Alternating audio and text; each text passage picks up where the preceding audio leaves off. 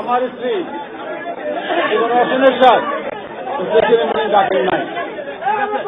প্রেসিডেন্টকে ডাকার একমাত্র ইতিহার আমার সেটা জানেন। পার্টির চেয়ারম্যানের সাথে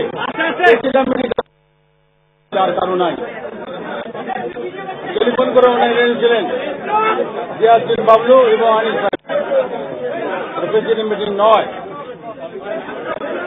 সেখানে কোনো সিদ্ধান্ত হতে পারে না। সিদ্ধান্ত আমি নেব। আমি এখন পার্টির চেয়ারম্যান আছি। ওনাকে দিয়ে স্টেটমেন্ট দেওয়ার চেষ্টা করেছিলেন তারা, স্টেটমেন্ট দেন নাই। সবাই দেন নাই। আরেকটা কথা বলি, BDnews24.com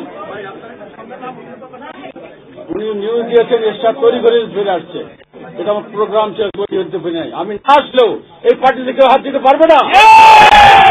যেখানে থাকি এই পার্টির চেয়ারম্যান আমি থাকবো। এই পার্টিকে বিরুদ্ধে কেউ আনতে পারবে না। কাল উনি খবর দিয়েছেন, দেখলাম BDnews24.com আমি নাকি বলেছি রসনের স্বাদ অবৈধ। এখানে বলতে পারি আমি? এখানে সত্য হতে পারে? এইসব বিভ্রান্তিমূলক খবর দেওয়ার জন্য আমি অনেক অন্য দিবেন না। এগুলো why you create confusion in the minds of people? We accepted as our leader in the parliament. আমি তো ওখানে যাই প্রতি পেয়ে, আজকেও মিটিং আছে, যাবো। প্রশ্ন হলো, আজ থেকে রোল অন হাউস আমার মহাসচিব।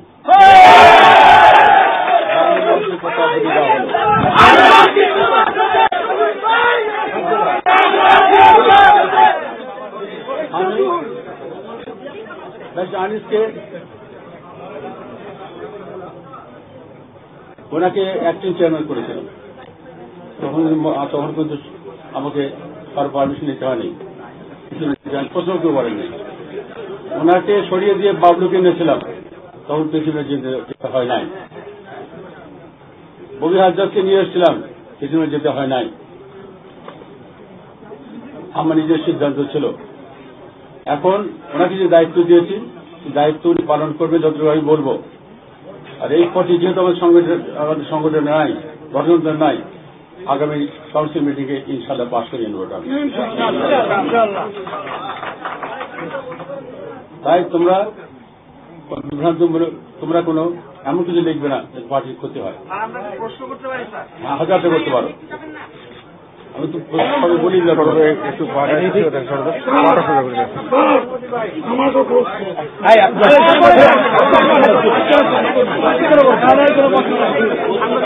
আমাদের প্রশ্ন নাই, তোমাদের প্রশ্ন করো।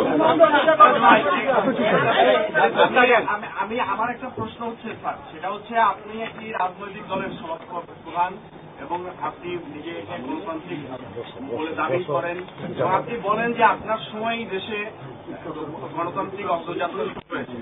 তো সেক্ষেত্রে আমি জানতে চাই একজন সাংবাদিক হিসাবে যে আপনি এরকম করে দলীয় ফোরামে, নিজস্ব ফোরামে আলাপ আলোচনা না করে এরকম মহাসচিব চেঞ্জ করে যুক্তিসঙ্গত মনে হয়? এটা আমাদের গঠন দেওয়া আছে, সেই ক্ষমতা দেওয়া আছে, একটি আমার আছে, এটা দেওয়া আছে। কিন্তু আমি মনে করি প্রেসিডেন্টকে অবহিত করতে পারি, প্রেসিডেন্টের মতামত নেওয়ার কোনো ওখানে কোনো ব্যবস্থা নাই। এটা কাউন্সিলে পাস করা হয়েছে, গণতান্ত্রিক প্রক্রিয়াটাই। আমি এটা আগামী কাউন্সিল পাস করিয়ে নেব।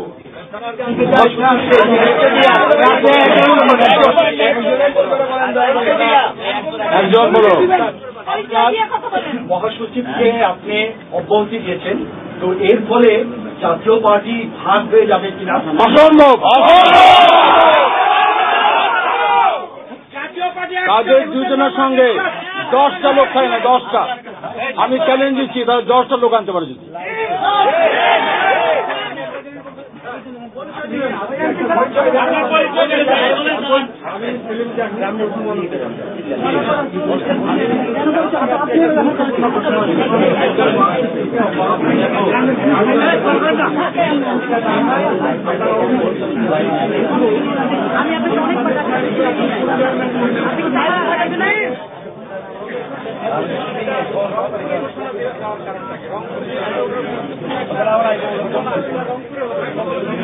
ঘোষণা আমি সেখানে ঘোষিত দিতে পারি। রংপুর জাতীয় পার্টি দুর্গ তাদের মতামত নিয়েছি আমি। তারাই বলেছেন জিএম কাদেরকে এটা করেন, আপনার পরে দলের দায়িত্ব ওনাকে দিতে হবে। সেটা এখন থেকে প্রস্তুতি তাকে প্রস্তুত করছি। স্যার, আপনার দলের নেতা যারা এখনো আছেন, মন্ত্রী আছেন, অনেকদিন ধরেই স্যার আপনারা বলছেন বের হয়ে আসার কথা। এখন যে পরিস্থিতি তৈরি হলো, এটা আজকে আলোচ্য বিষয় নয়। বৈঠক বসবেন স্যার একটু পরে, আমরা শুনেছিলাম যে সেখানে আলোচনা হবে। তো স্যার এরকম একটা সিচুয়েশনের পরে আপনি কি এই বিষয়ে কোনো আলোচনা করবেন কিনা? আমি পার্লামেন্টের মিটিং এ যাব, সেখানে আলোচনা হবে। পার্লামেন্টে কি আলোচনা হবে? জাতীয় পার্টির সঙ্গে আলোচনা করতে হলে সেখানে আলোচনা করতে হবে। কারা ছিলেন বলুন? মাহমুদ সহকারে যারা ছিলেন তাদের এই মাহমুদকে আইনজীবী মাহমুদ, আরো যারা ছিলেন আরো স্যার বলুন, নাম বলো না। 18 জন তারা প্রেসিডেন্ট মিটিং যান নাই। প্রেসিডেন্ট মিটিং ডাকার ইখতিয়ার আমি ছাড়া কারো নাই। তার টেলিফোন করে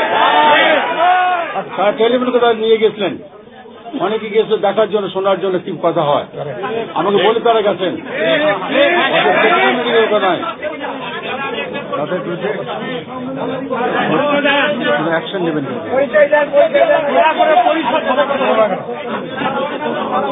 একজন বলো না, একজন বলো।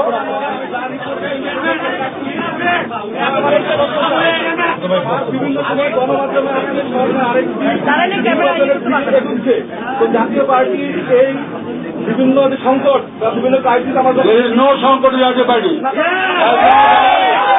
আমার কথা শোনো, আমি তো যতদিন বেঁচে আছি জাতীয় পার্টির সংকট নাই। নো বডি ক্যান ব্রেক ইট।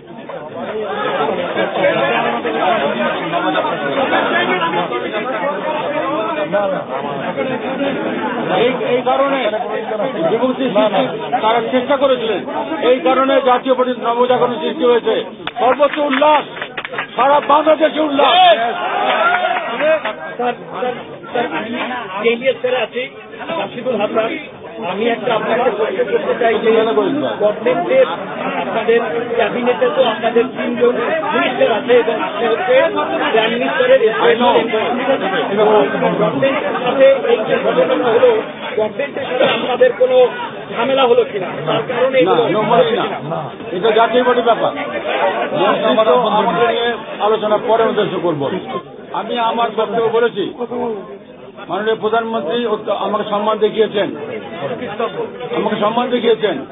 কিন্তু এখন পার্টির প্রয়োজনে আমাদের বেরিয়ে আসা উচিত। আমি ওনার কাছে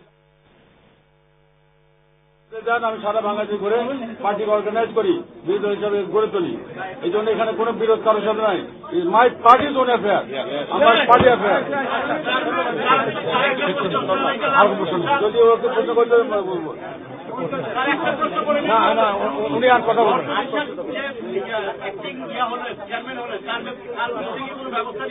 10 পার্সেন্ট জন্য হয় নাই, হতে পারে না তো, হতে পারে না তো। এটা উনি জিয়াউদ্দিন বাবলু সাহেব ঘোষণা দিয়েছেন। জিয়াউদ্দিন বাবলু সাহেব কে ঘোষণা দেওয়ার?